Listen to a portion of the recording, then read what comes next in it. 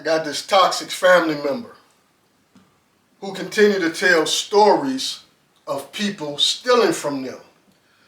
I've been hearing stories from this person all of my life. Now the problem is I've never even paid attention to much of the things that they've told me. They say somebody's stealing, okay, you know, I hear it, I don't repeat it, I don't give it much thought until now, because many of the people that they tell the stories to actually believe them, and they believe them so much they repeat the stories that they heard about other people in our family stealing, being thieves. They being falsely accused of being petty thieves. Now, I started thinking about all the stories that I've heard. And every single story, when I really got into it, it didn't add up. Now, one of the things that she told me, going back into 2013, I was living in Ohio. She had this man staying in her home that she was renting a room to, okay? Now, the first year the man was there, every time his name was mentioned, it was nothing but good things to say about him. Over and over again, how great he was, how well he worked, all the things he did, it was great stories, all positive. About a year later, I started noticing every time his name come up, it's all negative. One day she tells me that this man is on drugs and stealing out her house.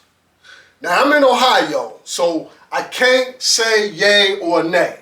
But I tell her, I said, listen, if this man is back on drugs or on drugs, that's because you drove him to it. She says, she started laughing. Now, I didn't think anything was funny about somebody being on drugs and stealing out your house. But this is her story. This is what she said. So, okay. Now, the problem is she continued to tell me this over the years. I come to Michigan in 2016. This man, Mr. Stanley, is still living in her house. Okay? First and foremost, if somebody's stealing out your house, they're not going to be there 3 years later and still stealing. That is strike number one. But then, not only is he still there, but this woman is sleeping in the bed with the man every night. Strike number two. But then, she's still telling everybody the story about him stealing. And I'm just looking at it's no way possible that this man's stealing and he's still at your house. You sleep in the bed with him every night. But then she's telling me how every time she break a cell phone, this man, Mr. Stanley, is replacing it. She's telling me this man is paying her cell phone bill every month. Then the people around her are also repeating that he's a thief. One day I'm having a conversation with her baby dad, Lewis. Lewis tells me that guns have come up missing out her attic. And Mr. Stanley is the one who stole them. But the problem here is that he's not paying attention. All he's doing is repeating what she has told him on many occasions. Now, he forgot that quick. Me and him had a conversation before this. And he told me that this man, Mr. Stanley, is not only paying her rent, but also every plumbing job this man does. He gives her half the money. Now, wait a minute. He paying rent and giving her half the money from every plumbing job he do? Hold on. Hold on. Hold on. So he pays rent every month. He gives her half of every plumbing job he does. He pays cell phone bill, also cable, and even times paying the electric bill. But then he's broke, so he goes and steals something out her house that he gonna go sell for $40 or $50 somewhere. No, this do not add up. It don't make sense. First off, a petty, drug addict, thieving, conniving person, they not gonna pay you rent, then spend all this money doing all these things, paying bills, buying cell phones, giving you half the money off of every plumbing job they do. It don't add up. You see, you gotta look at this, man, because she continued to tell this story about this man being a thief, but not paying attention to all these things he doing. It don't add up. But she didn't stop there, because years after me seeing this, the man was still there.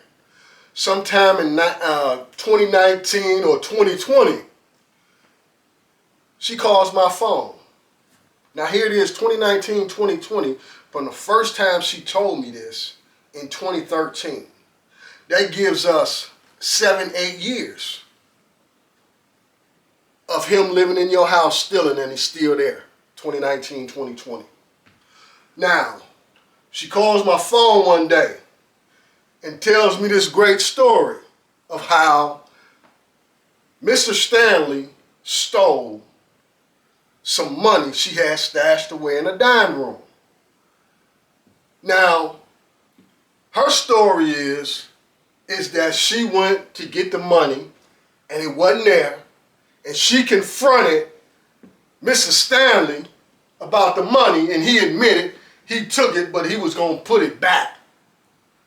Now see, it sounds good, but at the same time, when you look at the man was in your house stealing for 7, 8 years, and you ain't never confronted him. Now you want me to believe that you confronted him for stealing $30, $40? It ain't adding up. But see, let me tell you something. Her own child.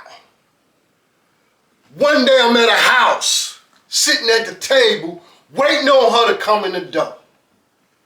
Her child had came back home and had been there a few days, maybe a few weeks, but she left. She was gone when I got there. I'm waiting on my sister to get there.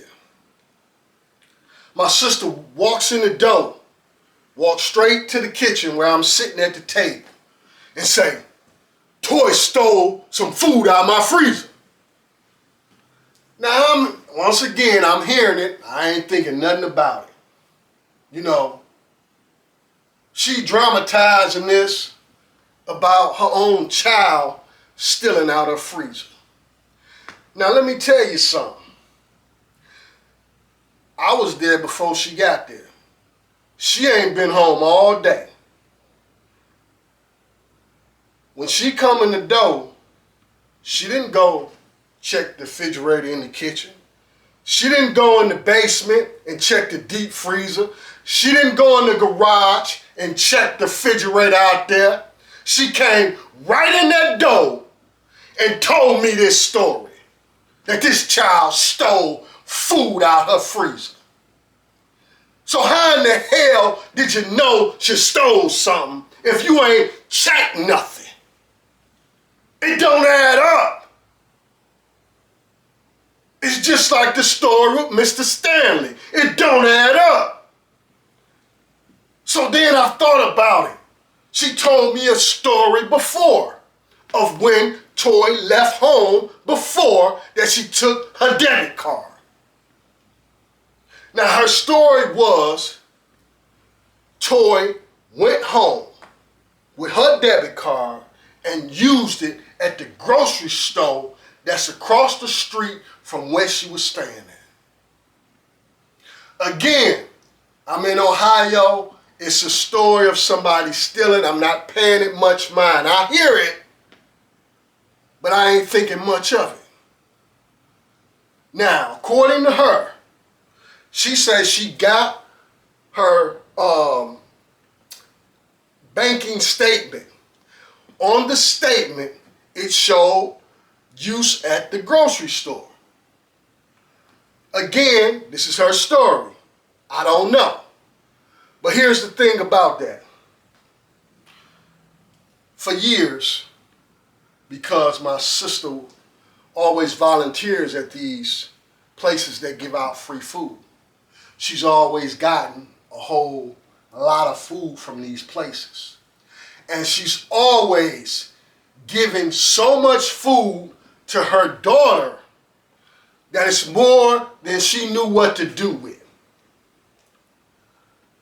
Now, a couple of days after the stealing incident, I calls my sister on the phone. She tells me I just pulled up at Toy's house, dropping off a load of food. Now, wait a minute. Just days ago, she stole your debit card and used it to buy food at the grocery store. Now you're telling me that you're dropping off a load of food just days later? It don't add up. And then when you look at it, single mothers, low-income families receive food stamps, debit card, EBT. And they always giving them many times more than enough money to make sure they got enough food. So this story about her stealing your debit card, it ain't adding up. You see, but now I'm looking at all the stories that I've been hearing over the years. When she got her first apartment, there was cousins who she invited to come stay at her house on different occasions. And you know, it ain't nothing out the ordinary. Your cousins get them a place and y'all around the same age, she invites you to come, stay over for a couple of days, or you come from out of town and your young cousin got a place and they tell you to come stay with them. You ain't thinking about nothing. But it was 2 occasions. 2 different cousins come at 2 different times. And both of them, when they left, she told the story that they stole $50 from her when they left. Not one, but both. Now, how do 2 cousins steal the same amount of money from you on 2 different occasions? It ain't adding up. She called me in Ohio telling me this story of how she went to my brother's June daughter wedding.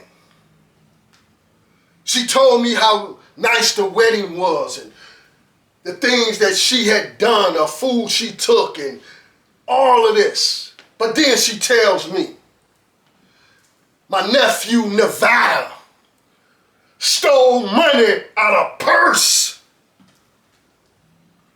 And again, I didn't think nothing of it. Because I've been living in Ohio so long, I ain't seen Nevada but one time. So I don't know. But then when I thought about it, the one time I seen Nevada was at his father's funeral. And Nevada wasn't doing too bad. He was doing pretty good. And let me tell you what I seen. Everywhere Nevada went, to the bathroom, outside, talking to other family, he had an entourage of people following him. Now, I'm going to tell you, I done seen a whole lot in my life. And anytime you see an entourage of people following somebody, they ain't following them because they know petty thief.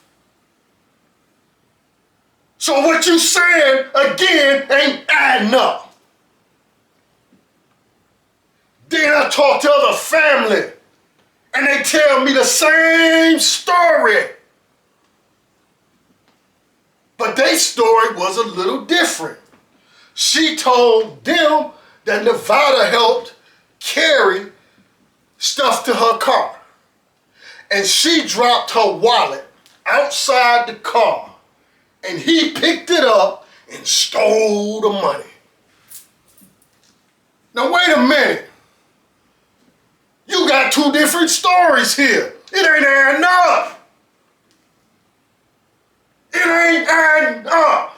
Which one is it? He stole it out your purse or he stole it out the wallet you dropped?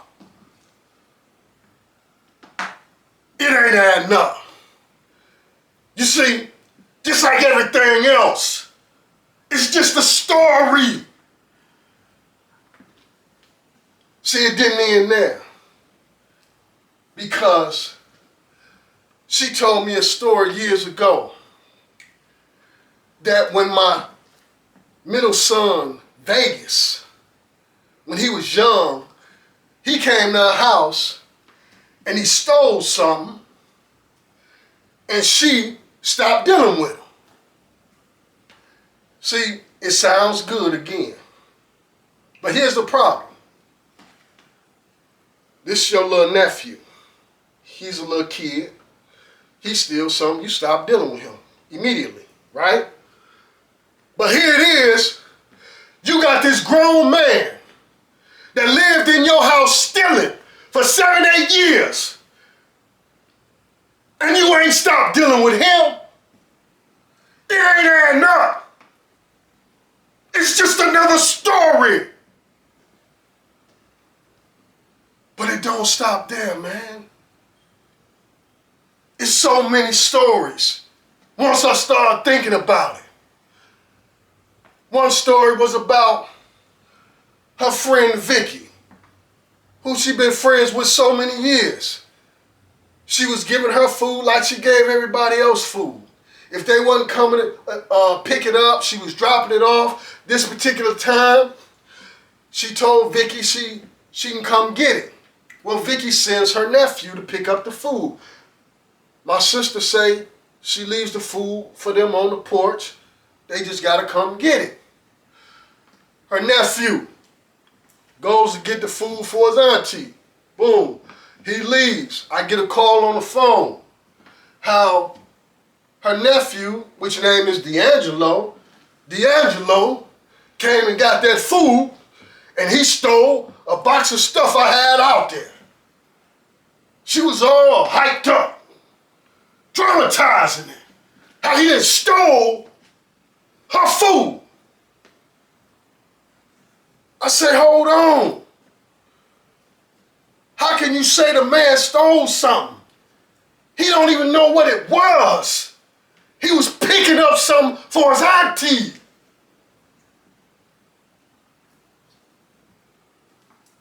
But if you had something else out there, why did you leave it out there if you know somebody coming to pick up something for somebody? He don't know what he supposed to get exactly. He just know he picking up boxes and bags of food.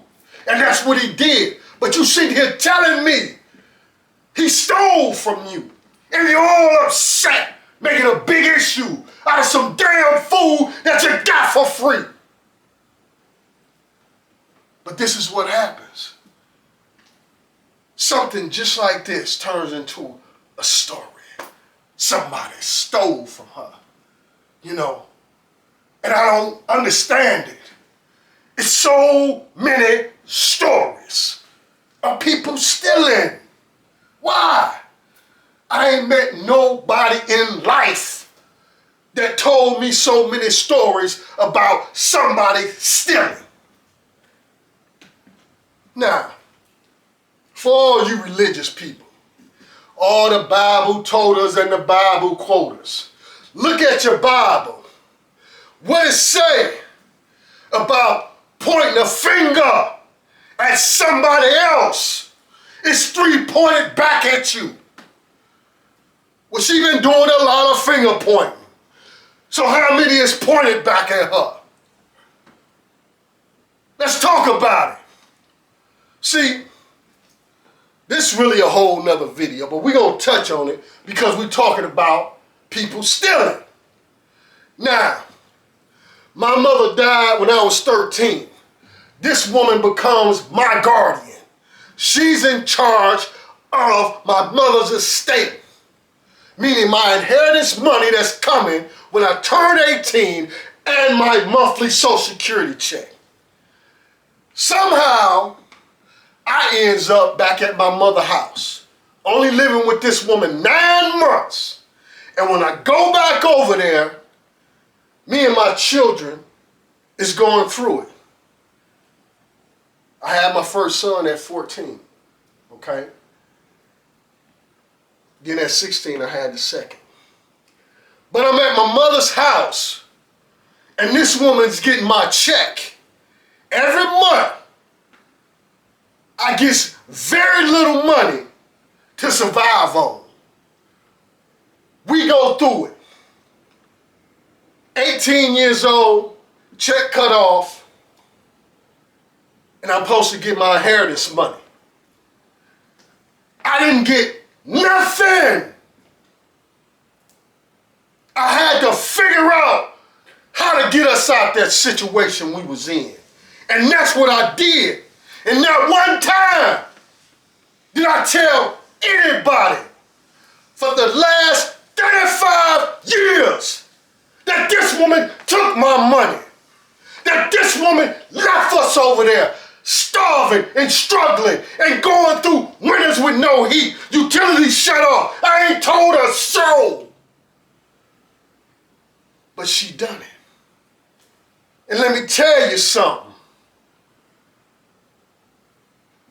The way I figured a way out for us, I had to get in the street and I sold drugs. I end up going to prison, which is a given. If you sell drugs long enough, you end up 2 places, dead or in jail. I went to jail. It ain't no damn woe is me story either, damn it, because I ain't never spoke about it. The things I went through in life, behind this shit, I look at it as a blessing. Everything. But see, during this time, me and my children struggling, she's spending up this money. Her and her family lived a great life. Now, after I went to prison and the money ran out, her husband left her. She had just started working. Pay attention. The whole time of her getting my checks and living off this money, she never had a job until the money was gone. Once the money was gone, she got her first job. She worked a few years, got sick. Couldn't work no more. Husband gone. The money gone. And she can't work. Went through a rough time. And finally she started getting her little check every month and started making it work. Now, I'm in prison.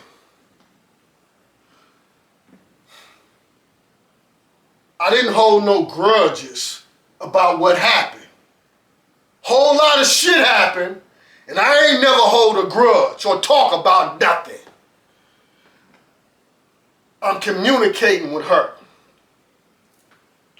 Now, I got someone coming to see me from Detroit. I tell my sister about it. She said, well, hey, you know, I want to ride with her. Now, I ain't thinking nothing about it. Okay, she can ride. Now, on the way down here, the person that I got coming to see me is somebody I've known my whole life. Her name is Donna. Okay? Now, she tells Donna, if I was you, I wouldn't even be going to see him. He got married and had a baby on you before he went to prison. You shouldn't be writing him letters, sending him money. You shouldn't be doing nothing. Well, damn. After all she done already, to sit up here and tell somebody this, who trying to come and see me in prison? Now, that ain't all that happened on the trip. Because see, the woman who Donna came with, who they rode with, was a friend of mine I had known, you know, on the street. We ended up in the same prison together. It was his girlfriend. She loses a bracelet in the car on the ride down there. The bracelet was a $10,000 bracelet. Now today, $10,000 bracelet to some people is nothing. But you talking about over 20 years ago, a $10,000 bracelet, you was really doing well. You know, now, the bracelet come up missing. It was never found. Now, me and him end up kind of falling out about this. Because in his mind is that hell, if they hadn't rolled with his woman, maybe she would have found her bracelet. You know? Now my mind is that this woman, Donna, she had been doing hair many years. She made plenty of money, but always bought anything she wanted. You know, it wasn't a thing. Money was not a thing for her. Now, and then with my sister, you know, my thoughts on it was, can't nobody tell me that she done stole somebody's damn bracelet. You know? Now, so me and him kind of, you know, we ain't had no real beef, but we wasn't really as close as we was no more. Now, here's the problem with this that I didn't even think about at that time. Not long after this, my sister comes up with some money. Now, again, I'm in prison and she telling me I got this money from my job. I don't remember if it was a lawsuit or what it was, but it was money from the job. That's what I took it as. That's what she said. That's it. Okay? Now, the thing of it is that she go to the car auction with this money. She bought 2 cars. Old school Cadillac, about a 62, 63, and she bought a van. Now, off the rip, the van ends up needing a transmission. Sit in the driveway for years. She drove the Cadillac a little bit. It ended up needing a starter. It's sitting in the driveway for years. Now, how did not one but both cars end up in the driveway for years? It's something to think about. Could it be the karma of where the money actually came from? Think about it. Now, when you look at what she did to me, taking my money, soon as it run out, she get a job, get sick, and go through a rough time. Now, She ended up getting a check every month, but the money's gone. The first time in many years, she ain't got no money. She comes down to see me in prison. A $10,000 bracelet drops.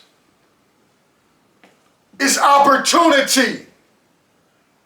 Nobody sees her pick it up. Who's going to suspect her of taking it? I didn't. And when you think about it, when somebody then stole something of value, they going to somebody they know that got money or the pawn shop, because she didn't know nobody who had money like that that's willing to buy a bracelet. And when I did the math on it, the money that she told me she got from her job was about the same amount of money a pawn shop would pay at that time for a $10,000 bracelet.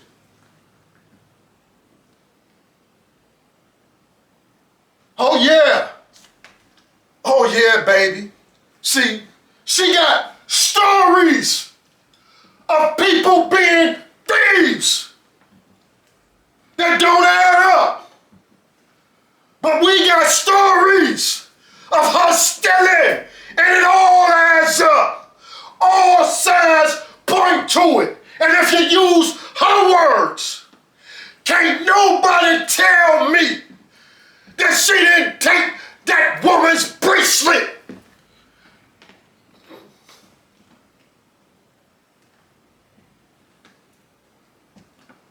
See, when you point a finger at somebody, you better know it's three pointed back at you.